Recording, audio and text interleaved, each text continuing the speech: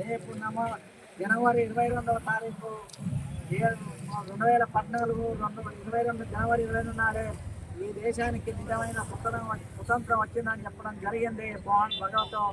ఆయన ఏంటంటే అయోధ్యలో రామాలయాన్ని జనవరి 22 2014లో ప్రారంభించారు.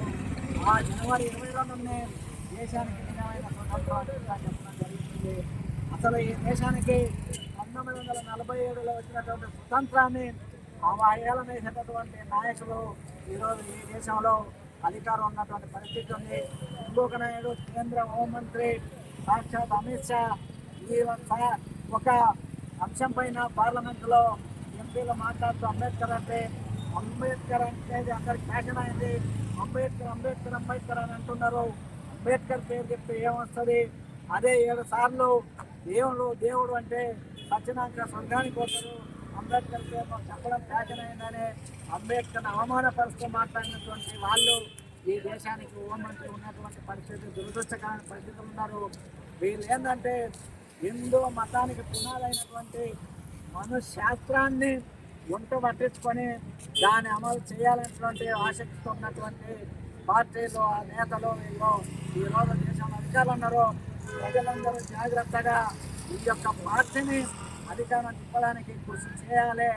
ఎప్పుడో ఎన్నికలు ఉన్నాయి కదా, ఆ రోజు చూద్దామంటే ఆ లోపల మొత్తాన్ని కూడా వాళ్ళు విధ్వంసం చేసి రాజ్యాంగం రాసినటువంటి అంబేద్కర్ను దేశానికి స్వతంత్రం చెప్పినటువంటి వ్యక్తులను అవమానపరుస్తూ చివరికి స్వతంత్రమే రాలేదు, రామాలయం ప్రారంభం రోజు స్వతంత్రం వచ్చిందని దిక్కుమాలేక మాటలు మాట్లాడే వరకు కూడా ఈరోజు వాళ్ళు వెళ్తున్నారు.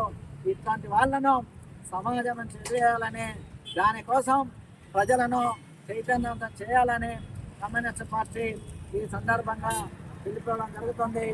ఈ యొక్క దీన్ని ప్రజలకు మనం విధిగా చెప్పాలి. వాళ్ళు చేస్తున్నటువంటి పనిని ఏదైతే ప్రజా సమస్యల పరిష్కారం కావాలంటే ఎర్ర జెండా ఉంటేనే ప్రజల గురించి మాట్లాడుతుంది, వాళ్ళ హక్కుల గురించి మాట్లాడుతుంది.